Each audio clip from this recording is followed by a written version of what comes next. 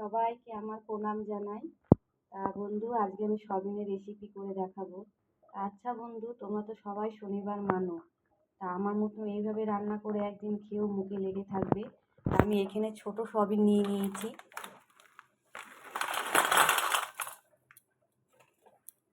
আমি একটু গরম জল দিয়ে একটু ভিজিয়ে দেবো, একটু ভিজানো থাক। আমার সয়াবিনের জন্য কি কি লাগছে, আমি আলু এইভাবে কেটে নিয়েছি, ডুমো ডুমো করে ছোটো ছোটো আলু কেটে নিয়েছি ছোটো ছোটো করে এইভাবে। আর জিরে, আদা, কাঁচা লঙ্কা মিক্স করে নিয়েছি, টমেটোটাকে মিক্স করে নিয়েছি, দুটো টমেটো, মটরশুঁটি নিয়ে নিয়েছি, দুটো কাঁচা লঙ্কা নিয়ে নিয়েছি, ফোড়নের জন্য তেজপাতা, লবঙ্গ, দারচিনি, এলাচ দুটো নিয়েছি। আর সয়াবিনটাকে এইভাবে হলুদ আর নুন মাখিয়ে রেখেছি। কড়াই আমি তেল দিয়ে দিয়েছি, তেল আমার গরম হয়ে গেছে। এবার আমি আলুগুলো ভেজে নেব। এবার আলুগুলো ভেজে নেব।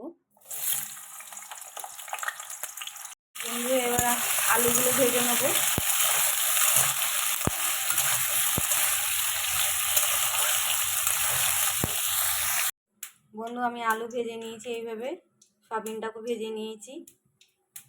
কড়ার মধ্যে তেজপাতা, লবঙ্গ, এলাচ ফোড়ন দিয়ে দিয়েছি। এবার মশলাগুলো দিয়ে দেবো।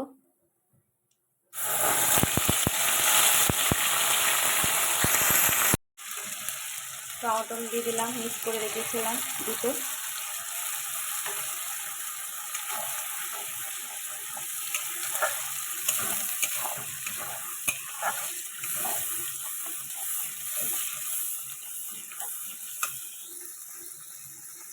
স্বাদ মতন লবণ দিয়ে দিলাম, হলুদ দিয়ে দিলাম।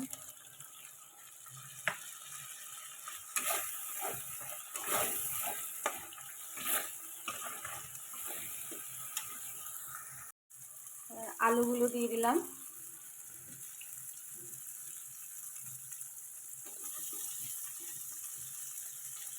সয়াবিনগুলো দিয়ে দিলাম।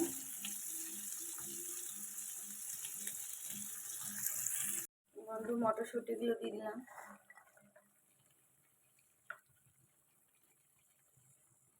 কাঁচা লঙ্কা দিয়েছি দুটো। এবার একটু কষিয়ে যাব।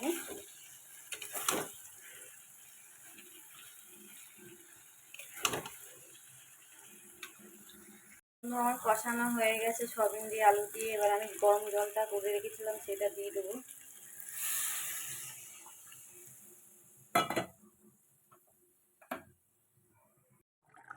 বন্ধু, এবার আমি একটু ঘি দিয়ে দেবো।